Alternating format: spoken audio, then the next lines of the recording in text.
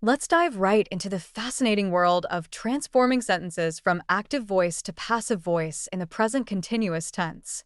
This is a crucial skill in English, and it's not as daunting as it may seem.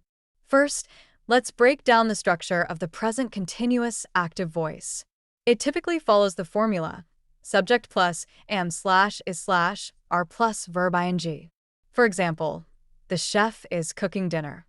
Here, the chef is the subject, is the auxiliary verb, and cooking is the main verb in its ing form.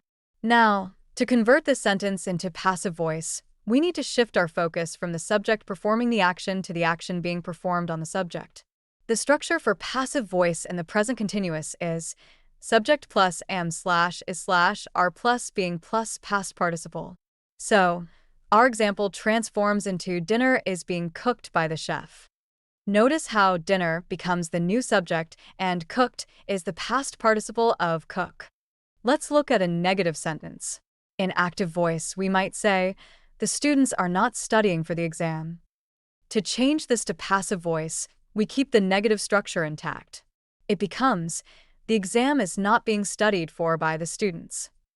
Here, we still use is not being to maintain the negative form. Now, interrogative sentences add a fun twist. If we start with, are the kids playing soccer? We need to rearrange it for passive voice. The transformation leads us to, is soccer being played by the kids? Notice how we switch the subject and the auxiliary verb while keeping the essence of the question intact. It's essential to remember that the focus in passive voice is on the action and the recipient rather than the doer.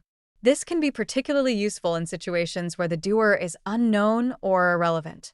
For instance, if we say, the book is being read, it emphasizes the action rather than who is reading it.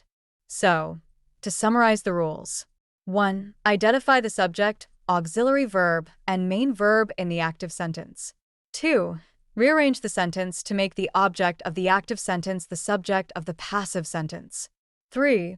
Use the appropriate form of to be plus being and the past participle of the main verb. 4. Maintain the negative or interrogative structure as needed. With practice, switching between active and passive voice will become second nature.